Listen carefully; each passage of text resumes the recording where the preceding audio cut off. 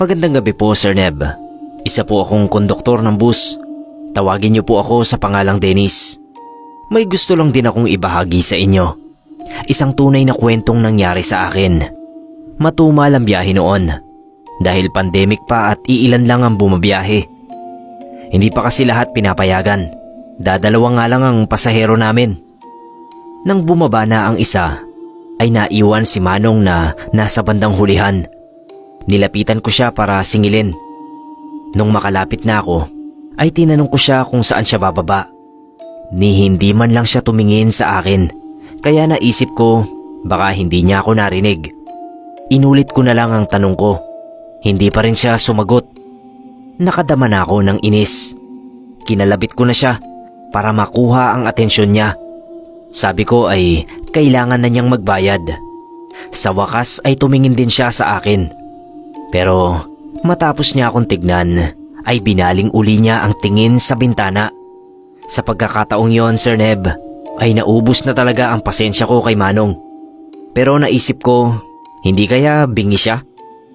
Kung sakali mang bingi siya, ay siguro naman alam niya ang dahilan kung bakit siya lalapitan ng konduktor. Kinalabit ko siya ulit at isinenyas na lang ang kailangan ko. Muli siyang tumingin sa akin, sabay baba ng face mask niya. Ganun na lang ang gulat ko, Sir Neb, nang makita ko kung ano ang tinatakpan ng face mask. Wala siyang bibig. As in, hindi ko alam kung namalikmata lang ba ako o ano. Basta yun ang bumungad sa akin. Wala talaga siyang bibig. Ramdam ko ang pangangatog ng tuhod ko. Kaya nagmamadali akong lumayo sa kanya at sinabi sa driver ang nakita ko. Sabi ko sa driver ay ibaba na namin yung pasaherong yon. Pero bago pa man makasagot yung driver, paglingon ko uli sa pwesto ni Manong, ay nakita kong pababa na ito ng bus kahit umaandar pa. Napasigaw ako dahil kahit na natatakot ako sa itsura niya, ay nag-alala rin ako na maaksidente siya pagbaba niya ng umaandar na bus.